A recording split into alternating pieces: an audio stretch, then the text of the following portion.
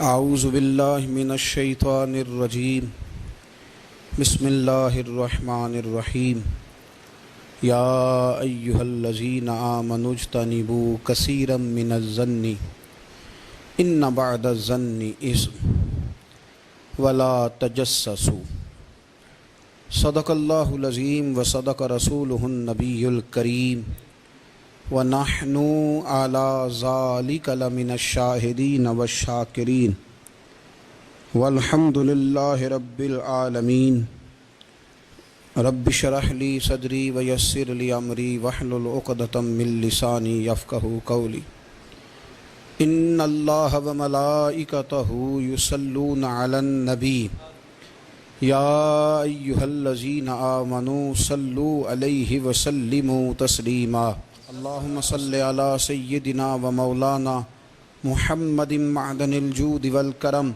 وآلہ وصحبہ وبارک وسلم۔ تمام تعریفیں، حمد و ثنا اللہ تعالیٰ جل مجدہ الکریم کے لیے،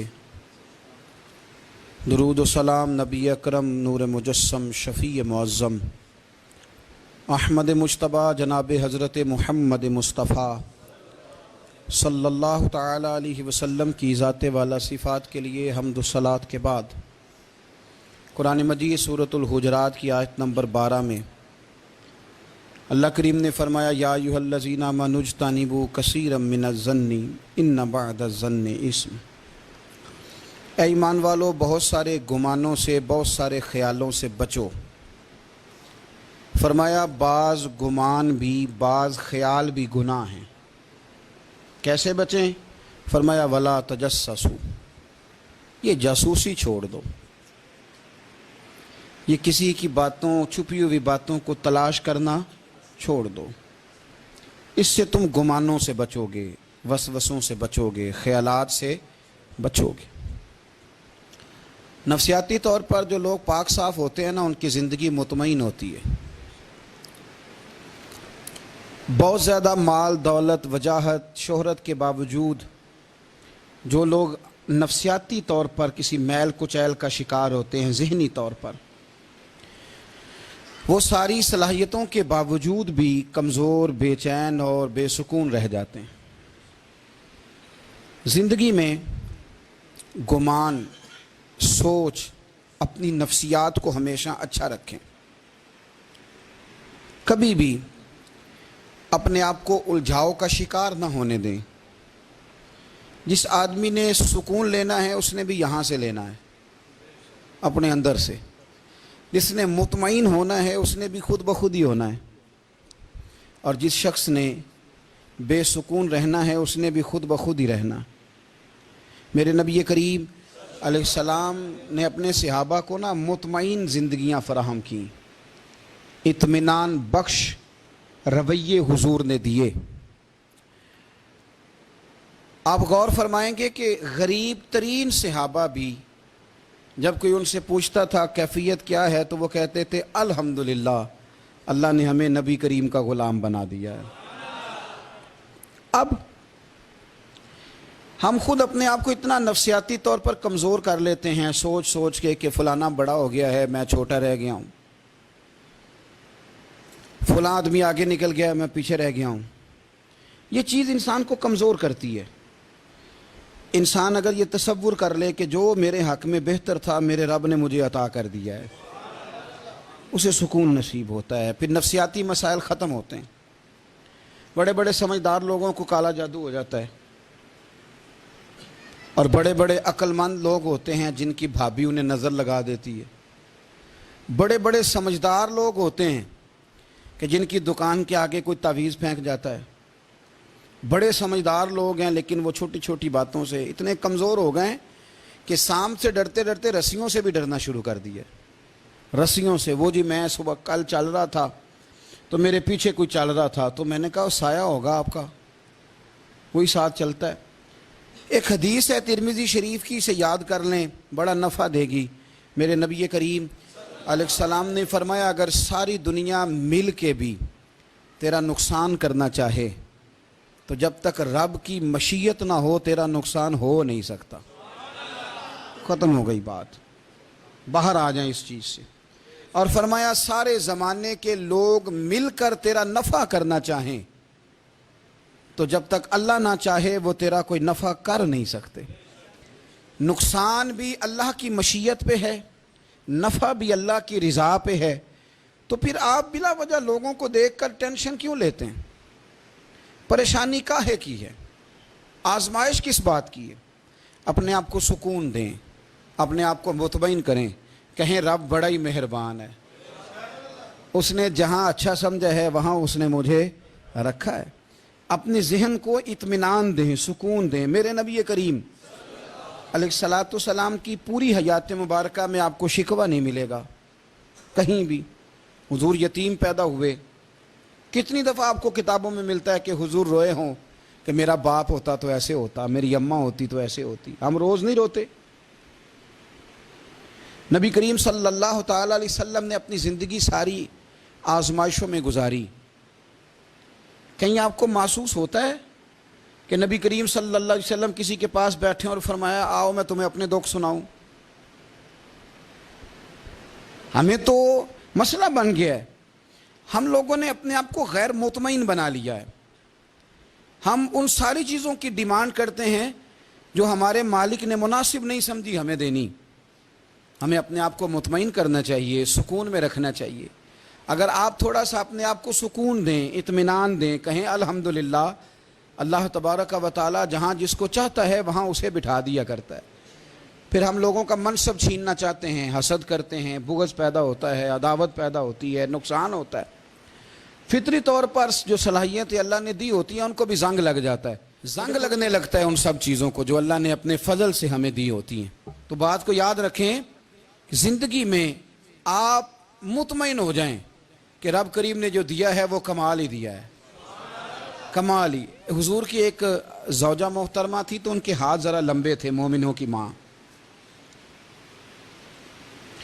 بعض خواتین نے ان سے کہا کہ لمبے ہاتھوں والی. ہم بنا لیتے ہیں نا یہ بھی بات کہ اس کا ناک موٹا ہے تو اس کی آنکھیں چھوٹی ہیں تو اس کے کان بڑے ہیں تو اس کے ہاتھ کیسے ہیں. تو کہا لمبے ہاتھوں والی. تو وہ پریشان ہو گئی. نبی کریم علیہ السلام تشریف لائے. کیا ہوا؟ عرض کی یا رسول اللہ مجھے لمبے ہاتھوں والی کہتے ہیں. تو حضور فرمانے لگے یہ پریشان ہونے والی بات ہے کہ خوش ہونے والی بات؟ یا رسول اللہ کیا مطلب؟ فرمایا تو کہہ کہ رب نے لمبے ہاتھ اس لیے دیے ہیں تاکہ میں سخاوت زیادہ کر سکوں.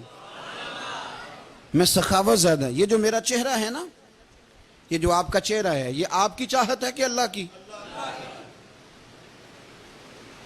فی ای صورت ما شاء رکبک. اللہ فرماتے ہیں جیسے میں نے چاہا ہے ویسے تجھے بنایا ہے. تو اگر میرا موٹا ناک، میری چھوٹی آنکھیں، میری بڑی آنکھیں، میرے چپٹے کان، یہ میرے تو نہیں، یہ تو میرے رب کی چاہت ہے. مجھے اپنے موٹے ہونٹوں سے نفرت کرنی چاہیے کہ اللہ کی چاہت سے پیار کرنا چاہیے؟ مجھے اپنے کالے رنگ پر پریشان رہنا چاہیے کہ رب کی چاہت پر مجھے پیار آنا چاہیے؟ اللہ کی چاہت پر پیار کر، یہ چاہت ہے اللہ کی، یہ چاہت ہے. تو اللہ کی چاہت سے محبت کر. تو پریشان ہو رہا ہے فلانے کا رنگ ہو رہا ہے تو میرا کالا ہے، فلانے کا مکان بڑا ہے تو میرا چھوٹا ہے، فلاں بڑی گاڑی میں کیسے بیٹھ گیا؟ بھئی اللہ نے چاہا تھا بیٹھ گیا. اللہ نے میرے لیے سائیکل پسند کی ہے، مجھے الحمدللہ کہہ کے سائیکل پہ بیٹھنا چاہیے. اس نے پسند کی ہے، اس کی رضا ہے کہ میں یہاں رہوں. تو ایک بات تو یہ ہمیشہ یاد رکھیں کہ آپ اپنے آپ کو مطمئن کریں، زندگی میں سکون دیں. نفسیاتی طور پر ہم بڑے ڈسٹرب اس لیے ہیں کہ ہم بے سکون رہتے ہیں جان بوجھ کے، وجہ ہی کوئی نہیں. لیکن جب تک زندگی ہے اللہ نے زندہ رکھنا ہے، اور جب وقت آ جانا ہے تو پھر کوئی ہمیں بچا سکتا. تو ٹینشن کس بات کی ہے؟ ڈپریشن کس بات کا ہے؟ ایک بات. دوسری بات یہ کہ دوسروں کی نفسیات کا بھی تھوڑا تھوڑا خیال کریں. ہم پتہ کیا چاہتے ہیں؟ سارے میرے مطابق چلیں، پھر نفسیاتی مسائل پیدا ہوتے ہیں. میرے ساتھ اگر 100 بندہ پیار کرتا ہے تو ان کے مطالبے الگ الگ ہیں. کوئی کہتا ہے جناب کو پیار ہی کرنا چاہیے، ہر ایک سے مسکرا کے ملنا چاہیے. کوئی کہتا ہے حضرت صاحب اتنا بھی پیار کریں تو لوگ نگل جاتے ہیں، تھوڑی ڈنڈی پٹی بھی ہونی چاہیے. دونوں قسم کے لوگ ہیں نا جی. ایک وہ شخص ہے جو کہتا ہے اتنا بڑا مجمع ہے تو 2 سیکیورٹی گارڈ بھی ہونے چاہیے. تیسرا کہتا ہے جی یہ عجیب عجیب لگتا ہے، گارڈ رکھے ہوں کسی بندے نے، کسی بڑے تو یہ ہر بندے کا مطالبہ. اب آپ نے کیا کرنا ہے؟ آپ نے لوگوں کے مزاج کی رعایت کرنی ہے. جہاں تک آپ پیار کر سکیں آپ نے کرنا ہے, جہاں تک محبت کر سکیں آپ نے محبت. نبی پاک نا بچوں کے مزاج کا خیال کرتے, چھوٹے بچوں. حضور پاس سے گزرتے تو فرماتے السلام علیکم. ایک بچے نے نا حضور کے کپڑوں پر پیشاب کر دیا تھا, اس کی ماں پریشان ہو گئی, بخاری ہے. یا رسول اللہ وہ بچہ تھا پتہ نہیں چلا. تو نبی پاک فرمانے لگے کیا ہو گیا, وہ بچہ ہے, اللہ نے پانی پیدا کیا نا, ابھی اس پہ پانی بہائیں گے سب ٹھیک ہو جائے گا. وہ بچہ ہے. لیکن حاجی صاحب گھر میں بگڑ جاتے ہیں, پوتا اگر پیشاب کر دے کہتے ہیں میں نماز پڑھنی ہوں, وہ بگڑ جاتے ہیں. پیر صاحب بگڑ جاتے ہیں اس بات پہ, علامہ صاحب بگڑ جاتے ہیں, سیٹھ صاحب کہتے ہیں پتہ ہی نہیں بچے نے پیشاب کر دیا ہے. حضور نے فرمایا کہ بچہ بچہ ہوتا ہے, وہ چھوٹا ہے, اس کا ایک مزاج ہے, اس کا ایک مطالبہ ہے. اب آپ یہ کہیں کہ وہ بڑا مجھے پاک صاف سمجھتا ہے تو اس رویے سے میرے ساتھ وہ ملاقات کرے, آپ اس کے مزاج کی رعایت کریں گے. نبی کریم کے غلام کے بیٹے ہیں حضرت اسامہ بن زید, نواسوں کی بات نہیں سنا رہا. زید بن حارثہ حضور کے غلام تھے, ان کے بیٹے ہیں, چھوٹی عمر تھی, ناک بہ رہا تھا.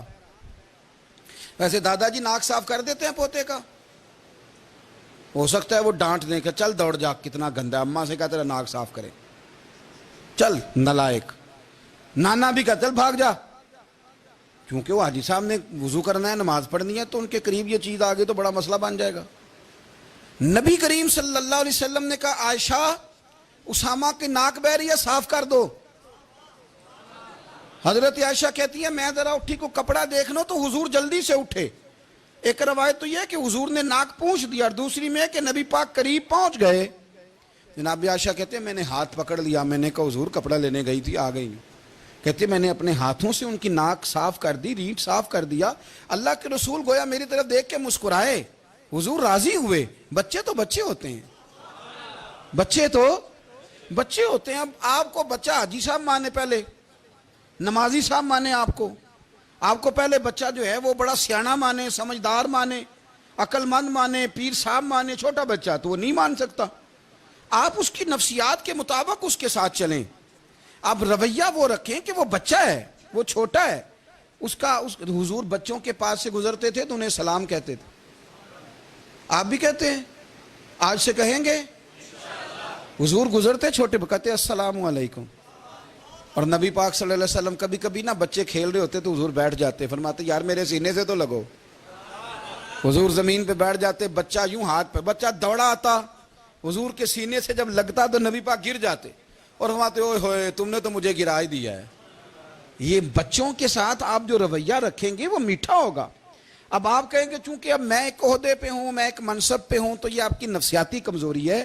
پھر کیا ہوتا ہے, بچوں کو ڈانٹ کے رکھا جاتا ہے, بے جا ڈانٹ ڈپٹ, بے جا سختی, اور بے جا ان کے ساتھ رویے, اور ان کے ساتھ بڑی عجیب و غریب قسم کی جو ہے وہ ہماری جو ہے وہ گھٹن گیپ آ جاتا ہے بچوں کے درمیان. بچے, میں کہا کرتا ہوں پھر بچے ہمیں دکھ نہیں سناتے, وہ پھر غلط آدمی کو دوست بناتے ہیں, پھر اس غلط آدمی کو اپنی بات بتاتے ہیں, غلط آدمی رازدار بن جاتا. آپ ان کی نفسیات کے مطابق ان سے پیار کریں, انہیں ٹائم دیں. آپ دیکھیں یہ کیا سوچتے ہیں, کیا کہتے ہیں, کس طرح کا ان کا رویہ ہے بچوں کے ساتھ. پھر نوجوان جب کوئی ہو جاتا ہے تو اس کی سوچیں جوان ہو جاتی ہیں. نوجوانوں سے معذرت کے ساتھ نبی پاک علیہ السلام نے نوجوانوں کی حکومت سے پناہ مانگی, نوجوانوں کی حکومت سے پناہ مانگی ہے, اس لیے کہ نوجوان بڑی جلدی پیار بھی کرتا ہے اور بڑی جلدی نفرت بھی کرتا ہے. سوچیں مضبوط نہیں ہوتی. نوجوان آدمی, جوان آدمی, بکھری ہوئی سوچیں ہوتی. میرے رسول کریم صلی اللہ علیہ وسلم نوجوانوں سے ان کے مزاج کے مطابق ڈیل کرتے تھے, ان کی طبیعت کے مطابق ان کی ذہن سازی کرتے تھے.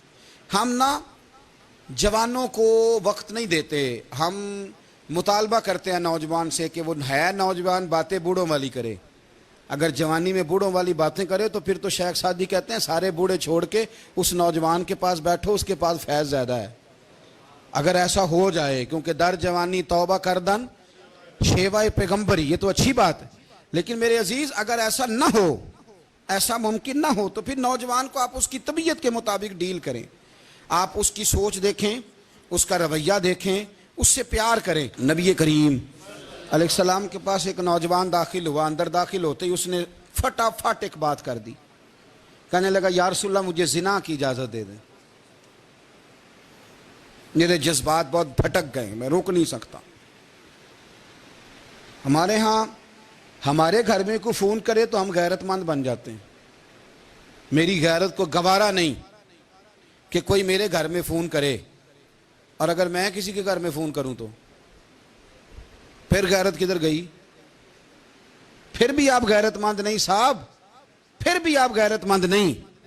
اگر آپ کسی کے گھر فون کرتے ہیں تو آپ غیرت مند نہیں, تو یاد رکھیں اگر آپ یہ حرکت کر رہے ہیں تو پھر آپ کو بھی تھوڑا احساس ہونا چاہیے نا.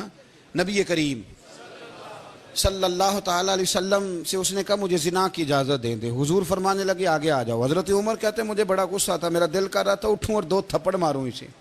طریقہ ہے بات کرنے کا. حضور نے بلایا, پاس بٹھایا, تھپکی دی. فرمایا ایک بات تو بتا, تیرے سوال کا جواب پھر دیتا ہوں, ایک بات تو بتا. یا رسول اللہ صلی اللہ تعالی وسلم ارشاد فرمائیے. حضور فرمانے لگے تو پسند کرتا ہے کہ تیری بہن کے ساتھ کوئی زنا کرے؟ پسند کرتا ہے تو کہ تیری بہن کے ساتھ کوئی زنا کرے؟ کہنے لگا حضور میں بات بھی سننا پسند نہیں کرتا. تیری بیٹی کے ساتھ؟ کہنے لگا حضور زبان اس کی کھینچ لوں گا جو یہ بات کرے گا. کہا تیری ماں, تیری پھوپھی, خالہ کا؟ حضور خبردار, کسی بندے کو میں اجازت نہیں دوں گا. تو رسول کریم فرمانے لگے جس سے تو زنا کی اجازت مانگ رہا ہے وہ بھی تو کسی کی بہن ہے نا, وہ بھی تو کسی کی بیٹی ہے. جو غیرت, جو حمیت تجھے اپنے گھر کے بارے میں آتی ہے وہ دوسرے کے بارے میں کیوں نہیں آتی؟ جب نبی کریم نے اس نوجوان کو اس کے مزاج کے مطابق سمجھایا تو اس کی آنکھوں میں آنسو آ گئے. عرض کرنے لگا یا رسول اللہ صلی اللہ تعالی علیہ وسلم, حضور زنا کی ارادہ تو ایک طرف, آج کے بعد میری زبان پر اس کا نام بھی نہیں آئے گا. آپ سامنے والے کی نفسیات کو دیکھیں, آپ اپنے موڈ میں نہ رہیں. مجھے بڑی اچھی طرح یاد ہے ایک دفعہ نا مسجد میں ایک بچے نے نا آدھی بازوؤں کی شرٹ پہن کے نماز پڑھی. ایک بابا جی نے ان کو نا منع کیا, کہنے پورا کپڑے پا کے آیا کر, پتہ نہیں تمہیں. وہ کہنے لگا, بچہ کہنے لگا نماز ہو جاتی ہے, بازو آپ فولڈ کر کے ایسے کر کے, بڑے بازو فولڈ کر کے پڑھیں گے تو کراہت ہے, لیکن ویسے بھی آدھے بازوؤں والی شرٹ میں نماز ہو جاتی ہے, لیکن اچھا عمل نہیں. اچھا یہی ہے کہ آپ کے بازو پورے ہوں. تو بزرگ ان سے کہنے پورے کپڑے پہنو. کہنے لگا بھائی ہو جاتی ہے نماز, میں بھی تھا. تو مجھے انہوں نے کہا جی حضرت صاحب بات سننا. میں نے کہا جی حکم. کہنے لگے ان کپڑوں میں نماز ہو جاتی ہے؟ میں نے کہا جی ہو جاتی ہے. کہتے لگتا ہے منڈا چودھریاں دا ہے, منڈا لگتا ہے چودھریاں دا ہے. فٹافٹ اسی وقت انہی پیروں پہ میں کہا جی ہے واقعی چودھریاں دا بچہ. لیکن مسئلہ یہ ہے کہ دین چودھری کے لیے بھی وہی ہے اور غریب کے لیے بھی. تو آپ اس بچے بیچارے کو اندر آنے تو دیں, اس کو مسجد میں داخل ہونے دیں, انشاءاللہ کپڑے بھی ٹھیک پہن کے آ ہی جائے گا. لیکن ہم نے تو ذہن بنا لیا ہے کہ ہم نے اپنی مرضی کے مطابق لوگوں کو قابو کرنا ہے. ہم لوگوں کی ذہن کے مطابق اترنے کو تیار نہیں, بس سارے میرے مطابق چلیں. یہ تو بات کو پیشوا کرے گا, مقتدا کرے گا, وہ بھی سمجھائے گا. رسول کریم علیہ الصلوۃ والسلام لوگوں کو جبرن نہیں جھکاتے تھے, حضور دلائل دیتے تھے. نوجوان بچوں کو موقع دیں, انہیں سمجھائیں, انہیں قائل کریں, ان سے پیار کریں, ان کی نفسیات کو سمجھیں, اس کے مطابق ان کے ساتھ آپ ڈیل کریں, پھر آگے بڑھیں. عورتوں کے بارے میں میرے نبی کریم علیہ السلام نے بڑی نصیحت فرمائی ہے. محبوب کریم فرمانے لگے عورت ٹیڑھی پسلی سے پیدا کی گئی ہے, سیدھا کرنا چاہو گے ٹوٹ جائے گی. یہ جیسی ہے اس کے ساتھ ویسے ہی گزارا کرو, اس کی نفسیات کو سمجھ جاؤ. عورت تھوڑا سا چاہتی ہے کہ وہ کھانا پکائے تو اس کی تعریف کر دی جائے, تو بھائی کھڑی ہے صبح سے برتی خانے میں, 2 لفظ بولنے میں کوئی حرج ہے. اور اگر کبھی نمک زیادہ ہو بھی جائے تو کیا خیال ہے, بیوی جان بوجھ کے زیادہ ڈالتی ہے, اس کا شوق ہے کہ اس کی انسلٹ ہو. ہمارا رویہ اتنا سخت ہوتا ہے, بعض اوقات اتنا تکلیف دہ ہوتا ہے کہ اس سے جذبات کو ٹھیس پہنچتی ہے, مزاج میں خرابی آتی ہے. تھوڑی تعریف دیکھیں, عورت چاہتی ہے تھوڑا سا کہ میرے خاندان والے, میرے سسرال والے میری تھوڑی عزت کریں, تو وہ اگر سارا کچھ چھوڑ چھاڑ کے آ گئی ہے, تو جس طرح ہم اپنی بیٹی کے لیے ذہن رکھتے ہیں عزت کا, اگر تھوڑا اس کے لیے بھی بنا لیں گے تو میرا خیال ہے کوئی حرج والی بات ہم نا لوگوں کا خیال رکھنے کی بجائے لوگوں کو چڑھاتے ہیں. ناراض تو نہیں ہو جائیں گے آپ؟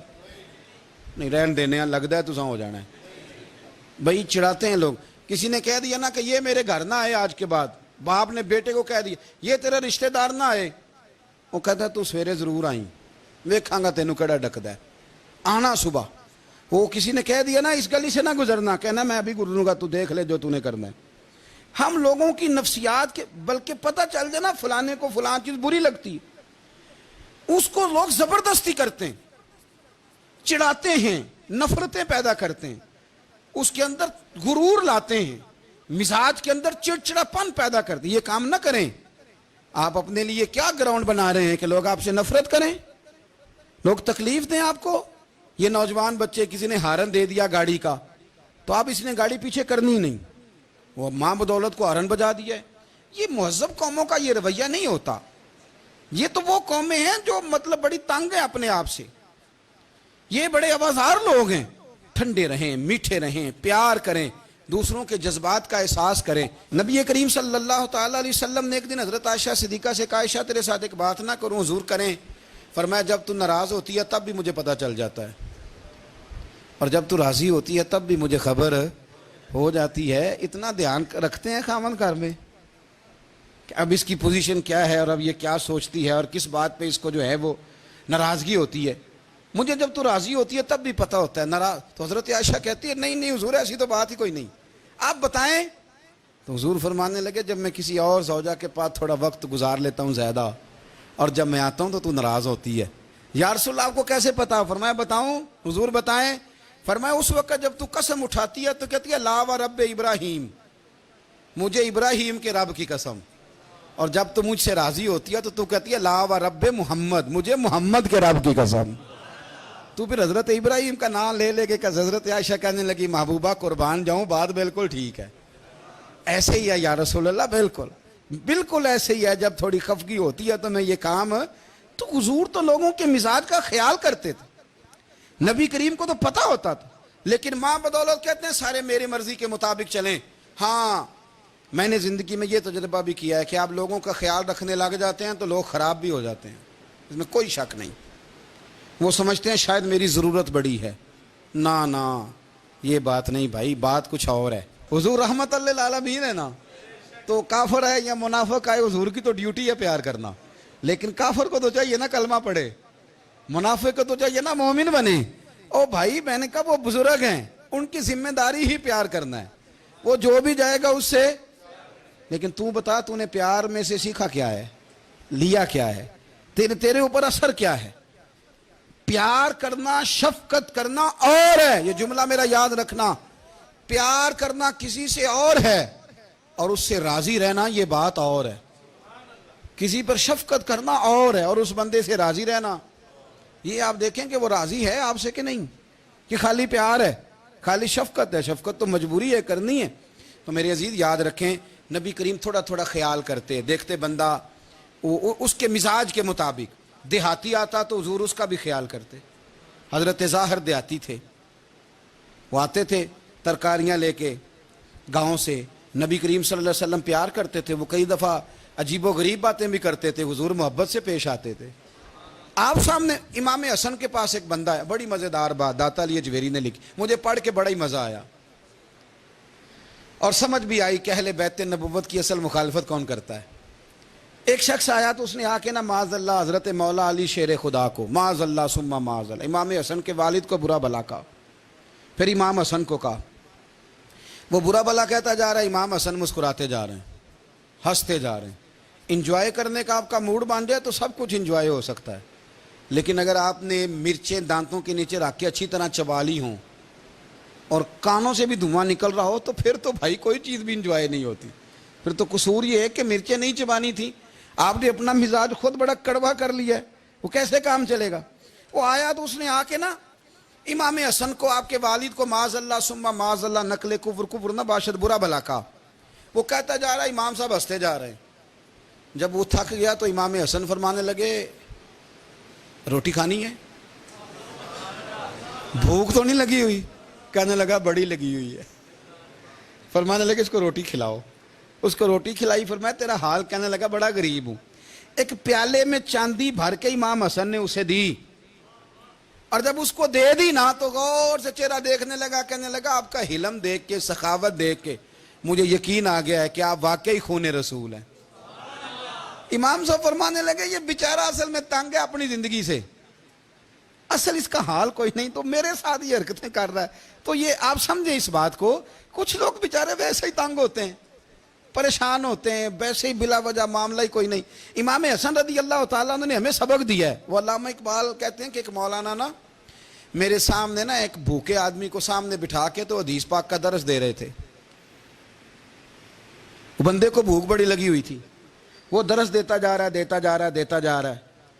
تو اقبال کہتے ہیں میں نے اسے کہا کہ فاقہ کش کو درس شریعت سے کیا غرض، اس کے شکم کی آگ کو تو روٹی چاہیے، میں اسے روٹی کھلا، اسے تیری کوئی سمجھ نہیں آ رہی، تو بھوک لگی ہوئی ہے، پہلے کھانا کھلا لے، پھر ذرا اس کے ہوش ٹھکانے آئیں گے، پھر اسے دین کی بات بتانا۔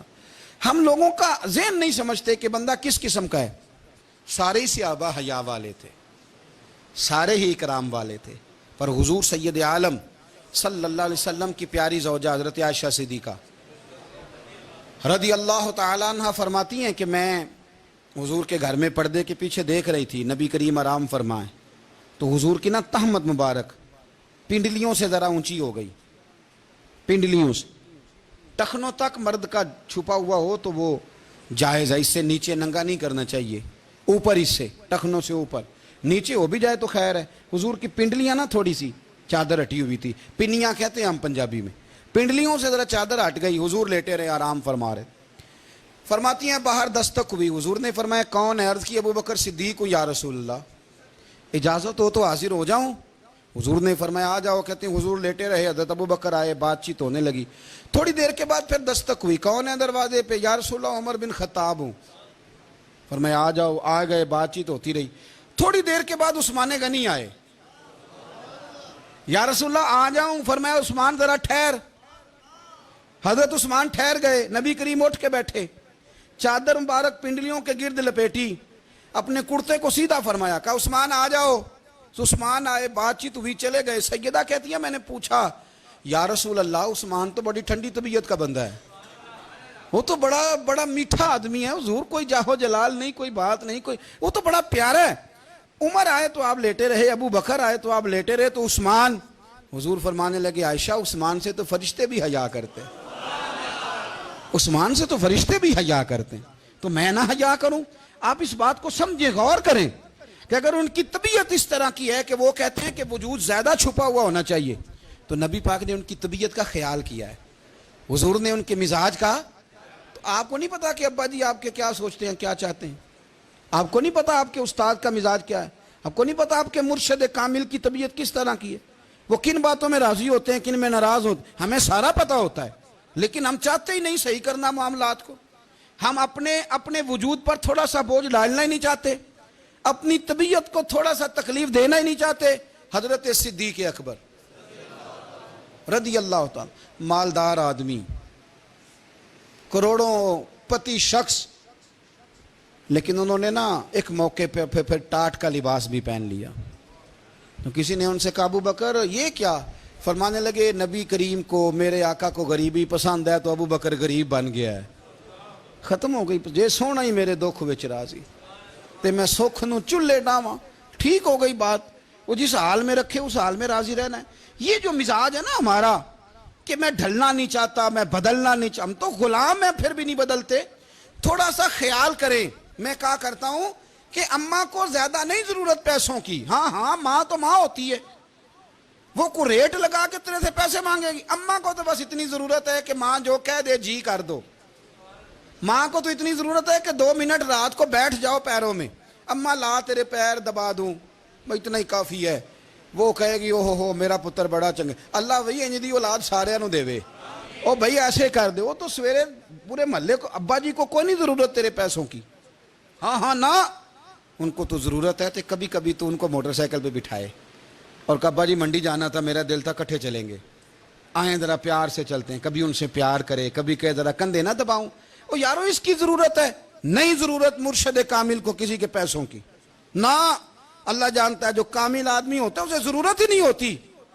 اسے تو اتنی ضرورت ہوتی ہے کہ اس نے کہہ دیا سیانے بن جاؤ تو سیانے بن جاؤ، اس نے کہہ دیا نیک ہو جاؤ تو نیک، اس نے کہا ہے کہ آج آ جانا تو پھر، اور نہ یار کہاں ضرورت ہے تیری، اتنا ہی بڑا۔ ہم لوگ دوسروں کے بارے میں سوچتے ہی نہیں، بس میں مجھے سکون دو، میرے مطابق ڈھل جاؤ، میری بات کرو، اور نہ یارو میرے رسول کریم، میرے نبی رحمت سرور دو عالم صلی اللہ علیہ وسلم دوسروں کا خیال کرتے، ان کے مزاجوں کا خیال کرتے، ان کی طبیعت کا خیال کرتے، ان کے معاملات کو دیکھتے۔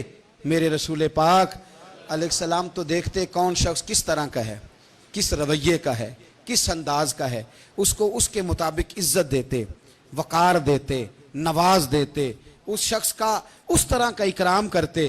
میرے نبی کریم صلی اللہ علیہ وسلم فرماتے ہیں میں نے معراج کی رات میں نے جنت میں ایک محل دیکھا، میرا دل کیا میں اندر سے جا کے دیکھوں، پر اس کے دروازے کے قریب گیا تو عمر فاروق کا نام لکھا تھا۔